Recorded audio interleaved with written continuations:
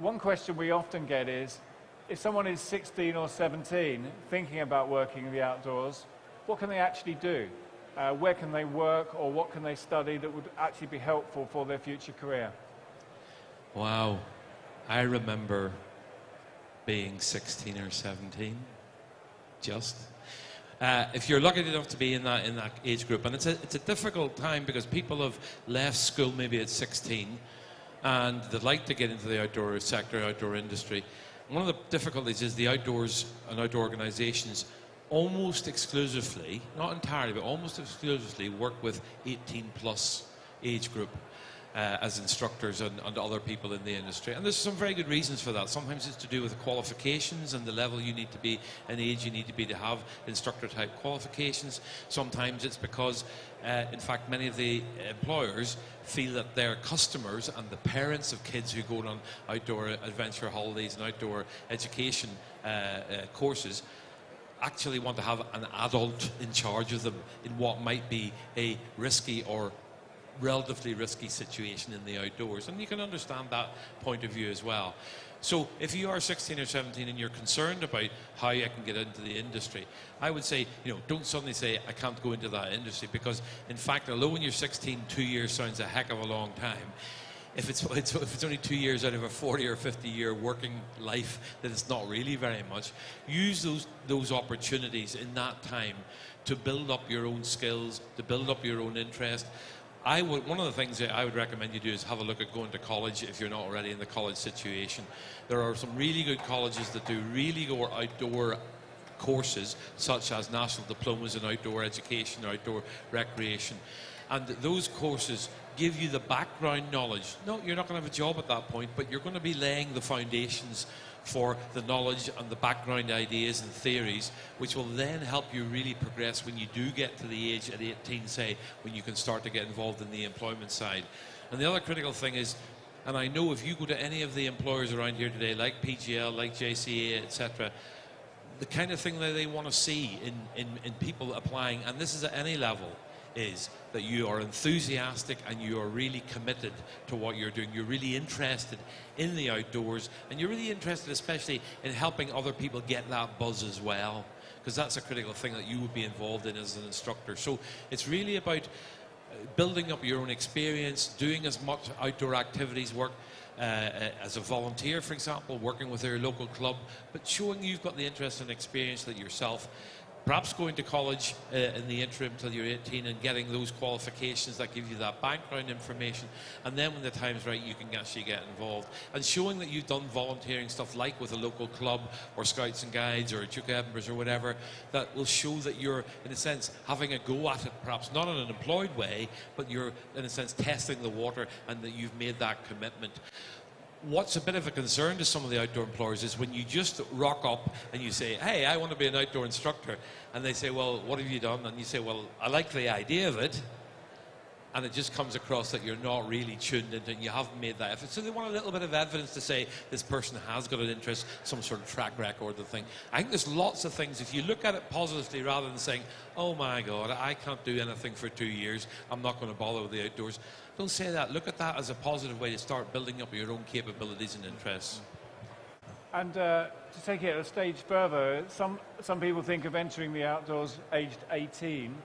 They've got various options at 18. They can go straight into work, they can go to higher education, but there's an increasing trend that we've noticed. There's more and more apprenticeship schemes, both for large companies and small companies.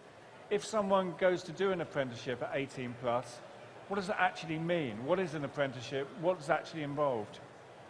I'm glad you mentioned apprenticeships, because I think apprenticeships are a very growing and important area. And I think if higher education, going into a degree, is one route into getting lots of capability in outdoor education, outdoor training, outdoor development and those sorts of things, and work is another way, apprenticeships are the best of both worlds, because apprenticeships by definition, and when I'm talking about apprenticeships here, I'm talking about capital A apprenticeships as defined from a government qualification kind of point of view. And those apprenticeships are really based in employment. You can't do an apprenticeship unless you're in an employed situation, but on top of the employment, there's a whole package of training and qualifications that the employer and a training provider, a college or a private training provider, will be involved in providing you with whilst you're in the workplace. So in a sense, you're getting the best of both worlds. And if somebody said, you know, what are the two sides of the coin that make you a really good employee? Anybody.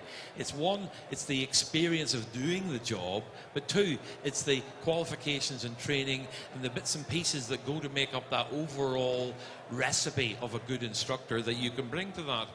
And those qualifications that you get whilst you're employed on an apprenticeship are then the basis for moving on. And we know the examples where people have done apprenticeships and the examples where people haven't done apprenticeships, all in the same employed organisation. We do find those that do the apprenticeships certainly tend to progress on faster and to higher levels because they've actually invested that time and effort into developing themselves and the work side of things and work experience that goes along with it. And is there an upper limit age-wise on being an apprentice? I mean, you can do an apprenticeship at 18, but can you do one at 28? Apprenticeships have developed a lot over the years, and in all these things, they are tools that the government brings in to help employment, to help the skills of the nation, to help the skills of young people and not so young people coming in. So the rules and regulations around them do change quite a bit throughout the years. It used to be that if you got to 25, that was it, because it was seen as apprenticeships were things for young people. But in fact, apprenticeships now are being recognised as a fantastic training tool for all ages. So there are over 25 apprenticeships coming through now as well. And interestingly, it is different in each of the home countries as well. So that Wales, for example, has always had a much more, as I would call it, enlightened view about apprenticeships for older people as well. But as I say, these are starting to come into England as well. Even Northern Ireland is getting its first go at apprenticeships currently, building on the existing training programmes that exist. Just out of interest, do we have anyone in the audience who's currently doing a degree related to outdoor education? What are your expectations when you actually leave university and go into, what kind of job are you expecting to do, I suppose, is my question. Would you like to answer that? I think with the university aspect is just trying to provide you with more academic and managerial perspective when you finish uni. So when you finishing uni, people who enter who do the degree at uni, they're expecting to somehow be able to go in the outdoors and have all these experience, but you have to go out there from the foundation and get all the outdoor qualifications that you need. And my degree, I did adventure tourism and outdoor recreation at University of Derby in Buxton, which is in the heart of the Peak District, which is perfect. However, the course itself doesn't directly give you the qualifications. It says it will give you the experience that you need, such the hard skills for SPA and ML, but it doesn't actually give the award itself, which is sometimes a downer for our students. What would your comments be on that situation? I think higher education is absolutely fantastic. I've come through higher education and postgrad and further on that masters and stuff like that. And it's absolutely brilliant because it gives you the chance to develop the critical thinking skills, the analytical skills that are necessary at the higher levels in employment to take you forward. There's a great difficulty in the UK, and it's kind of a boring subject for nerds in the pub later on kind of thing. But in Britain, we have got a system where higher education will only fund in universities qualifications which are at a higher level. NGB qualifications aren't seen to be in that way, and that's why they usually cannot be incorporated into degree courses. But what you must be careful to do is make sure that alongside your degree over that 3 years, you're building up your experience as well. Because rightly or wrongly, employers need those bits of paper to help you get out on the water or up on the hill in the first instance. What you'll find is that when you start off as an instructor at a relatively junior level, even if you've got a degree, and it's a bit like, in a sense, Marks and Spencer's graduate scheme, you'll still start on the shop floor pushing cabbages in the right place in the veg counter sort of thing. But the idea is that you will very rapidly then progress because you will have the advanced capabilities, the thinking skills, the analytical skills that will be able to take you on at a much faster level once you've learnt the basics, learnt the ropes basically in a real sense from that point of view.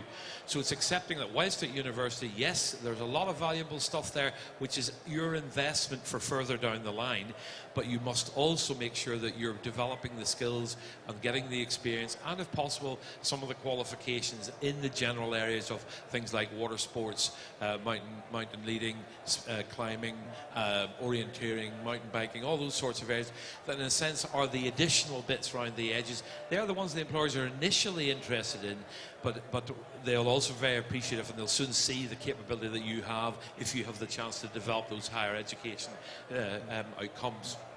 Thanks. Does that answer your question? It's great, thank you. Good, thanks. Anybody else got any questions that they'd like to put to myself or Peter? We're up from a college in East Anglia, and the two of us are very frustrated. There's 4 of us teaching staff. We're all ex-military, and obviously after a certain amount of time in teaching, you realise you're not going to set the world alight career-wise. We've just finished our basic expedition leaders course, 4 of us. We're looking to go on to do ML, maybe SPA, go that route. You know, we're sat here thinking over coffee, let's start our own company and make some money for ourselves, plus, you know, get people out into the outdoors. So we're reaching that fork in the road where we're thinking, you know, do we stick around for, you know, those great reasons that you go into teaching, or do you break free and go, you know, do something else? So wondering for the older gentlemen amongst us, you know, with qualifications on our hip, where do we go? Yeah, that's a great question. I mean, we're both trying to answer that one, but I'll let Peter go first. Thanks, Andrew.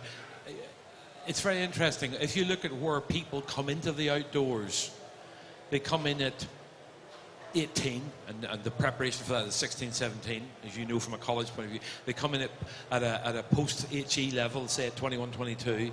They maybe do some research and come in at 25. But we've also got the people who have had other careers, and the college side of things is one, but there's also people who do completely different things, like in this area of London, all the kind of the bankers, nice guys, who suddenly realise there's actually more to the world than just the money side for whatever reasons. And there's the career changers at different ages, different levels. And I think there's opportunities for people. And we're always getting inquiries from people leaving the forces, for example. How do you get into the outdoors? We've got this sort of experience. And I think what's very important is that you really examine what your interests and motivations are.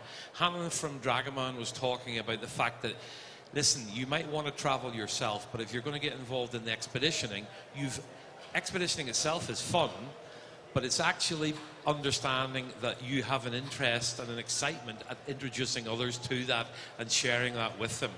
So, you know, a lot of teachers and a lot of college people have got involved in the education side because we get a buzz out of seeing people grow and develop. Now, if your interest is in progressing to running a company, yes, ultimately, you've got to make a crust and you've got to make enough to live on, and that could be a way to do it. But why are you doing that? Is it because you really like the idea of giving young people and adults and families the buzz of experiencing that in the outdoors and seeing what your rationale is? And really, I think that's going to be at the heart of the thing, because if you're doing it just from a money point of view, maybe there are easier ways to make money purely. But at the end of the day, when we get up every morning and the alarm clock goes off, or it's a hard day, you've got to have something to fall back on that really means something to you. And we know the outdoors attracts a lot of people who really enjoy the outdoor world and the outdoor life.